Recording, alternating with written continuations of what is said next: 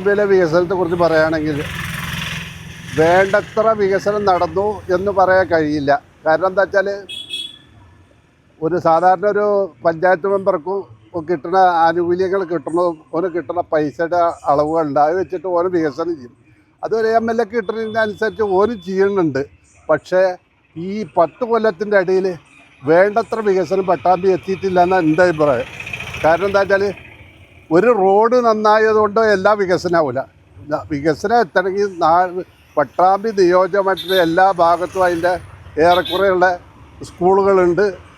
അങ്ങനെ ബാക്കി വിദ്യാലയത്തിൻ്റെ പുറത്ത് ആശുപത്രികളുണ്ട്, പല കാര്യങ്ങളുണ്ട്. അവിടെ ഒന്നും വേണ്ടത്ര വികസനം എത്തിയിട്ടില്ല എന്നാണ് എൻ്റെ അഭിപ്രായം. പട്ടാമ്പി ടൗണിൽ വേണ്ടത്ര വികസനം ആയിട്ടില്ല. കുറച്ചൊക്കെ ചെയ്തിട്ടുണ്ട് എന്നുള്ളത് സത്യമാണ്. അതല്ലാതെ ഒരു പരിപൂർണമായിട്ട് വികസനമായെന്ന് എനിക്ക് തോന്നിയില്ല. കാരണം ഇപ്പോഴും വികസനം എന്ന് പറയേണ്ടതെന്നല്ലാതെ അവിടെ ഇവിടെ കുറച്ച് നേരാക്കേണ്ടെന്നല്ലാതെ പരിപൂർണ ഒരു മേജർ പദ്ധതി പട്ടാമ്പിയിൽ വന്നിട്ടില്ല. അത് കാര്യമാണ്. പിന്നെ UDF ഭരണകാലത്തിൽ അതിൻ്റെ മുമ്പ് ഒന്നുമില്ലാത്ത ഈ പട്ടാമ്പിയിൽ ഈ നിലക്ക് എത്തിച്ചതിന് നല്ലൊരു പങ്ക് CPM പങ്കുണ്ട്. അതാര് നിഷേധിച്ചാലും അതിനെ എതിർക്കാൻ നിഷ്പക്ഷമതികളായ ആൾക്കാർക്ക് തയ്യാറാവില്ല.